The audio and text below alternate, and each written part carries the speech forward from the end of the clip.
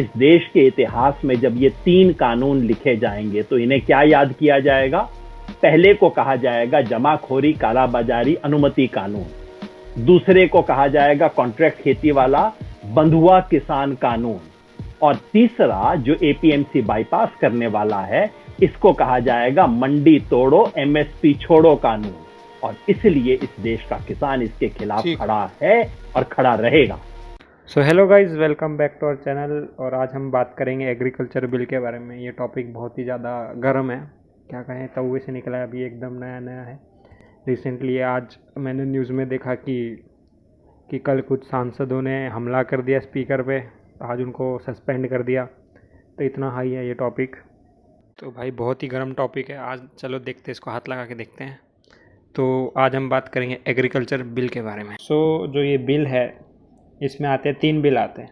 सबसे पहला आता है एसेंशियल कमोडिटी बिल। तो ये बिल में जो अमेंडमेंट हो रहा है उसमें ये कह रहा है कि जो कमोडिटीज़ हैं, जो एसेंशियल कमोडिटीज़ में से कुछ कमोडिटीज़ को हटा दिया जाएगा। क्योंकि पहले क्या होता था कि जो एसेंशियल कमोडिटीज़ होती थी उसको कोई भी मिडिल मैन स्टोर करके नहीं रख सकता था। लेकिन इस बिल के बाद कुछ कमोडिटीज़ जैसे राइस हो गया, ओनियन हो गया, पोटैटो हो गया, इन सबको हटा देंगे। तो इससे क्या उनको परमिशन मिल जाएगी मिडिलमैन को कि इन चीज़ को स्टोर करके रख सकें। और अगर वो स्टोर करके रखेंगे तो ऑटोमेटिकली प्राइस हाई होगा, क्योंकि वो डिमांड और सप्लाई को बहुत ही ईजिली कंट्रोल कर पाएंगे। तो ये हम ऐसे कह सकते हैं कि ये बिल एक कारण है प्रोटेस्ट के लिए। फिर आता है दूसरा बिल जिसका नाम है farmer agreement of price assurance and farmer service bill. तो ये बिल बेसिकली बात कर रहा है कॉन्ट्रैक्ट फार्मिंग के बारे में कि कैसे कंपनीज ग्रुप ऑफ फार्मर्स को लेके कॉन्ट्रैक्ट के बेसिस पे उनको ऑर्डर दे सकती है कि हमें ये वाले क्रॉप्स चाहिए तो हमें ये बना के दो, ये उगा के दो। हम सब इस बात को भलीभांति जानते हैं कि देश में 86% छोटे किसान हैं जो 2 हेक्टर या उससे कम के रकबे पर खेती करते हैं।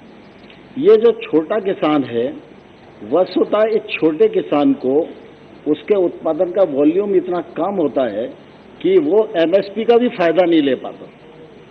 और छोटे रकबे वाला किसान स्वयं भी अपने खेत में निवेश नहीं कर पाता और कोई दूसरा भी उसके खेत में निवेश करने को तैयार नहीं होता। इसमें किसान को सिर्फ फायदा ही फायदा है। कोई भी व्यक्ति अब इस बिल के बाद किसान के खेत तक पहुंचेगा। खेत का मालिकाना हक किसान का होगा। खेत के बारे में किसी प्रकार का करार नहीं हो सकता है। ये करार होगा सिर्फ फसल का। इस एक्ट के माध्यम से खेत विकसित होंगे, निजी निवेश खेत तक पहुंचेगा और खेत तक तकनीक पहुंचेगी, खेत तक पैसा पहुंचेगा और अच्छी और वैश्विक गुणवत्ता के आधार पर एक किसान खेती करेगा, उत्पादन करेगा और जब वो अपनी फसल को बेचेगा तो उसको उत्पादन का उचित मूल्य मिलेगा। दूसरा, जो व्यक्ति करार करता है वो किसान से एग्रीमेंट के समय मिनिमम मूल्य का करार देगा। परिस्थिति कैसी भी हो, ओला हो, पाला हो, प्राकृतिक विपदा हो, मिनिमम मूल्य किसान को मिलेगा ही। और अगर फसल आने पर अगर फसल का भाव मिनिमम मूल्य से ज़्यादा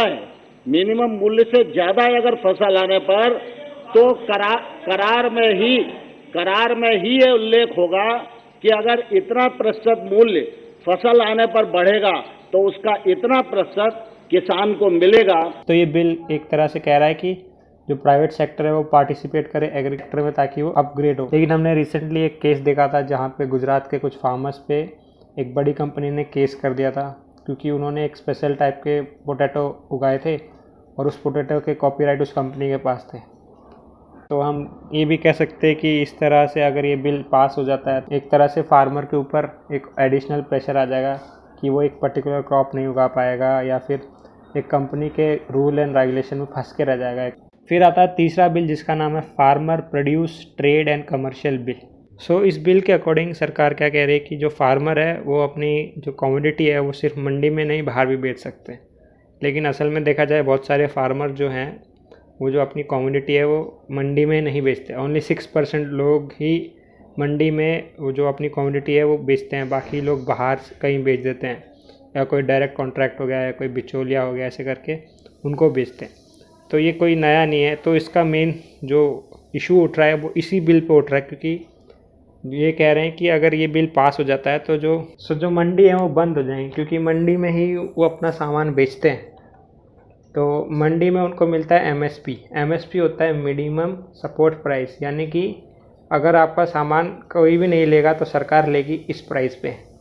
लेकिन ये कॉन्ट्रैक्ट नहीं है कि लेगी ही लेगी, क्योंकि बहुत बार ये इशू आता है कि जब फार्मर जाता है अपने कमोडिटी को बेचने के लिए एमएसपी पे गवर्नमेंट के पास, तो गवर्नमेंट कहती है कि हमारे वेयर हाउस में स्पेस नहीं है, हमारे को ज़रूरत नहीं है, ऐसे करके।